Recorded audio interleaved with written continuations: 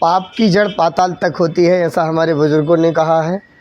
तो हम उस विषय पर आपके 5 मिनट लेने चाहेंगे, तो कृपया कर मेरे साथ बने रहें।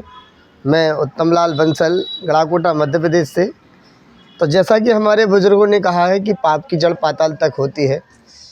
पाप पाप ही होता है, चाहे उस कार्य को आप करते समय कोई आपको देखता है या नहीं देखता है। पर यदि आप गलत कर रहे हैं तो उसका परिणाम आपको मिलेगा, और वह पाप है तो पाप ही होगा, चाहे कोई देखे या ना देखे। आपकी आत्मा में वह काम यदि आप कर रहे हो तो आपकी आत्मा आपको गवाह दे देगी कि यह काम गलत है, तो गलत है। तो आप ऐसा काम ना करें जिससे आपकी आत्मा को असंतुष्टि हो, दूसरों को हानि हो, चाहे वह मानसिक हानि हो, शारीरिक हानि हो, आर्थिक हानि हो, किसी प्रकार की हानि हो। तो ऐसा काम यदि आप करते हो तो वह पाप की श्रेणी में आता है। और पाप की जड़ पाताल तक होती है, इसका अर्थ जानते हैं। पाप आप भले इतना सा करो पर उसका परिणाम आपको बुरा मिलेगा, चाहे वह तुरंत मिले, तत्काल मिले, कुछ समय बाद मिले, कुछ हफ्ते बाद मिले, या अगले जन्म में मिले। पर उसका जो कर्म करोगे, गलत कर्म करोगे, उसका परिणाम गलत आपको मिलेगा ही। यही पाप की जड़ पाताल तक होती है। मतलब पाप यदि आप करोगे तो उसका जो बुरा परिणाम आपको भुगतना ही पड़ेगा, चाहे वह समय भली विलम्ब हो। पर यदि आप पाप करते हैं तो पाप का परिणाम आपको बुरा भुगतना पड़ेगा। किसी से लड़ाई करते हैं, किसी को गाली गलौज करते हैं, किसी की चोरी करते हैं। लोग बोलते हैं कि चलो चोरी करते, किसी ने नहीं देखा। अरे लोगों ने नहीं देखा तो क्या हुआ, उसने तो देखा है जिसने आपको बना के भेजा है इस संसार रूपी जगत में, है ना। मतलब अर्थात समझते हैं आप कि ईश्वर जिसने आपको बना के भेजा है वो आपके एक एक कर्म देख रहा है। किसके साथ आप गलत कर रहे हो, किसकी निंदा कर रहे हो, किसकी आलोचना कर रहे हो, किसकी चोरी कर रहे हो, किसी के परिवार के बारे में गलत सोच रहे हो, किसी का शोषण करने के लिए तकरीबें बना रहे हो, वो देखने वाला है।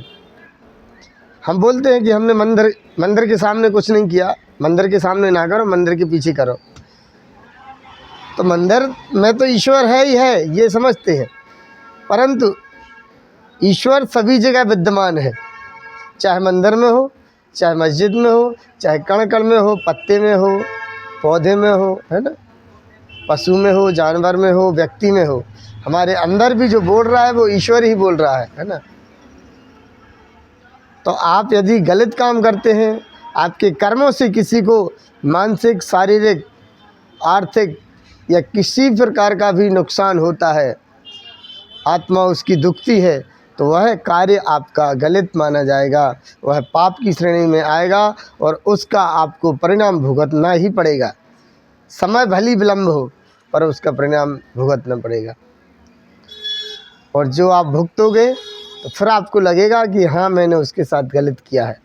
आप किसी के मुंह पे आप उसको गाली दे रहे हो या कुछ भी अपशब्द बोल रहे हो, वो सामने वाला कुछ नहीं बोल रहा है, तो इसका मतलब वो नहीं कि वो आपसे डर रहा है। आपसे नहीं डर रहा है, वो ईश्वर से डर रहा है कि चलो आप कुछ बोल दो, पर देखने वाला ऊपर वाला है। आपको जब परिणाम उसको देना होगा वो आपको देगा।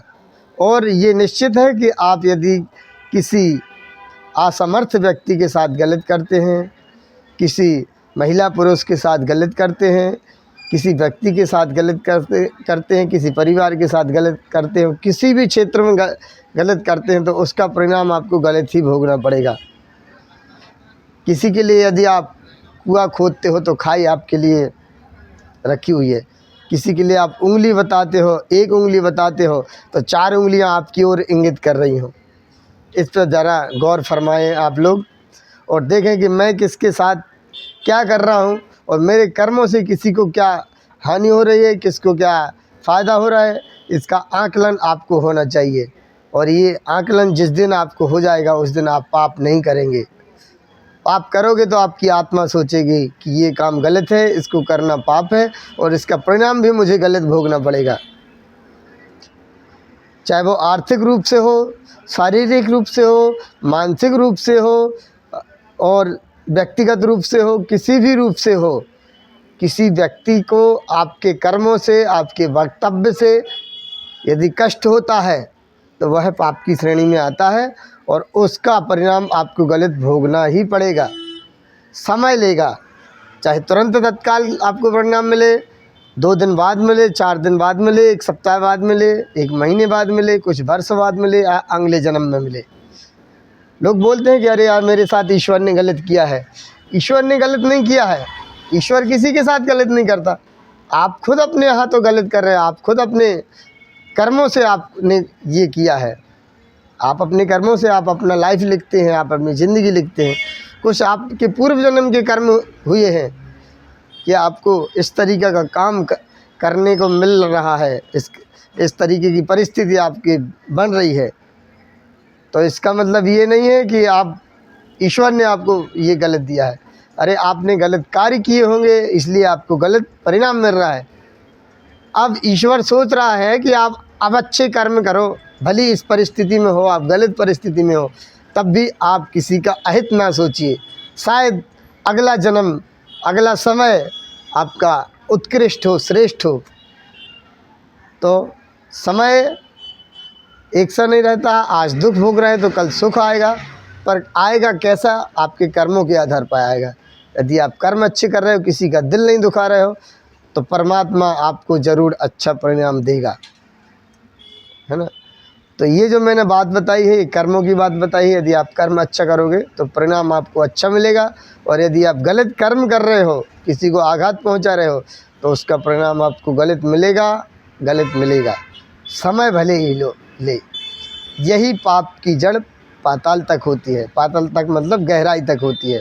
परिणाम उसका मिलेगा, विलम्ब से मिलेगा, पर परिणाम आपको मिलेगा। यही जड़ है उसकी। नमस्कार। तो मेरा वीडियो यदि पसंद आए तो प्लीज़ चैनल को लाइक करें, शेयर करें, सब्सक्राइब करें, बेल आइकन को ज़रूर प्रेस करें ताकि मेरे वक्तव्य आप तक पहुंचते रहें। नमस्कार, जय श्री राम।